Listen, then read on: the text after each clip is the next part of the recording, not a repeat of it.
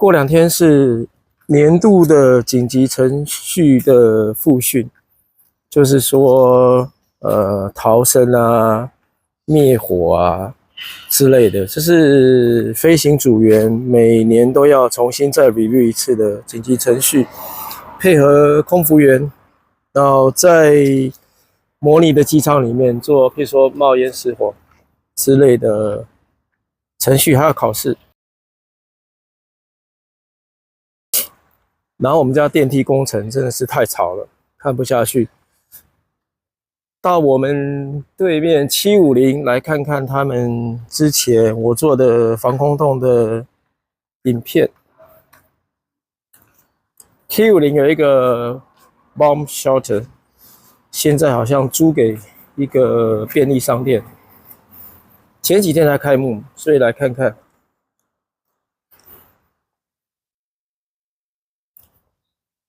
所以这个是 Good Place Hub Shelter， 这边是入口。然后我刚刚查了，750现在的价格不错哦，3房好像要到快40万新币，所以这个主屋也是越来越贵。那我也想查，到底跟 HDB 住这些 CD bomb shelter 要多少费用？其实好像也没什么资料，如果有任何朋友知道的话，可以跟我们讲一下，大概租这个费用1个月是多少钱呢？我在想，可能也是不便宜的。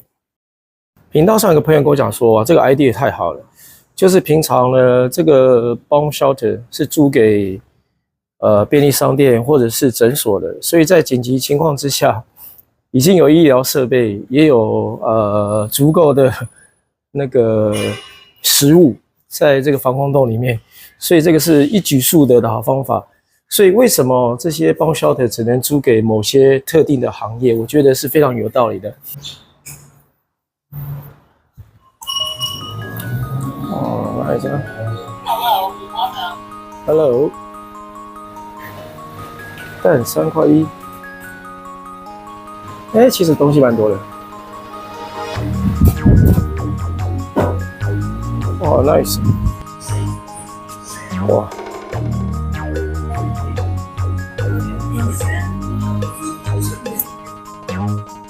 哇，这个不错哎，这里面，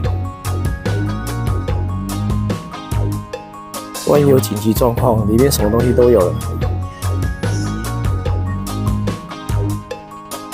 哈 ，nice！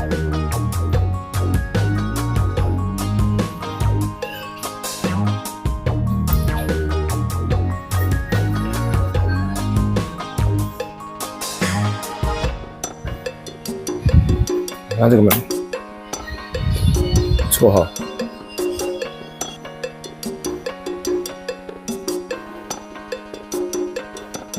然后这边很多 control panel，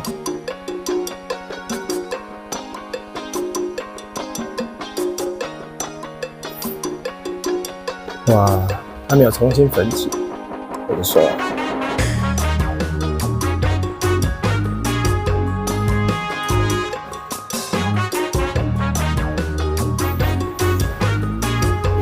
这个就是门，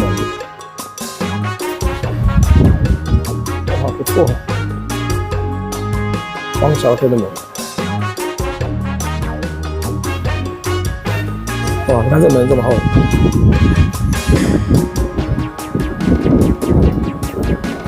没问题的。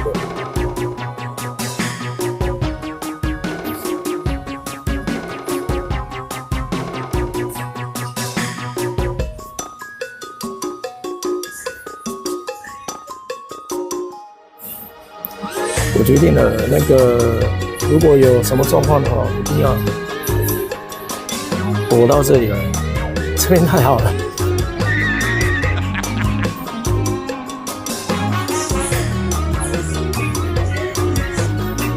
我刚刚跟他们聊过，他们说他们是一个连锁店，然后住在bomb shelter，这是第1家，我觉得太棒了，因为他们重新把那个bomb shelter用到最好的程度。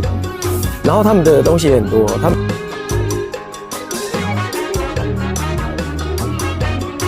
其实里面物品很多，非常多。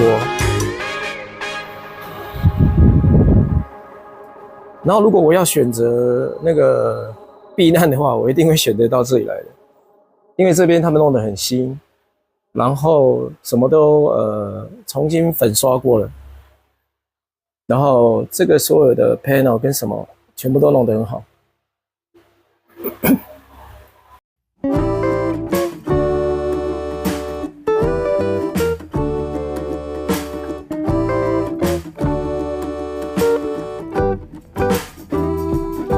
所谓的那个医疗是非常好的 idea， 就到时候有什么状况的话，它里面的设已经具备，然后医疗系统也用好了。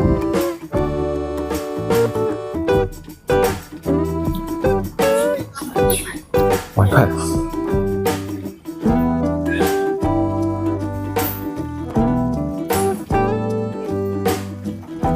所以如果万一有什么情况的话，750的报销的我是第一个要来读的，因为太方便了，什么都有了，什么都已经准备好了。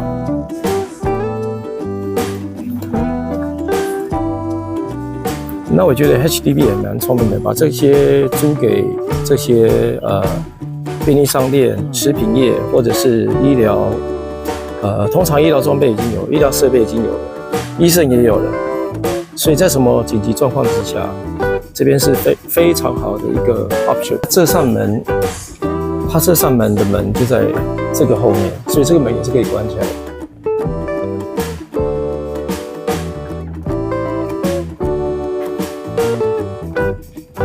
所以这个门是在这边 ，switch 在这里，所以整个设计非常的好。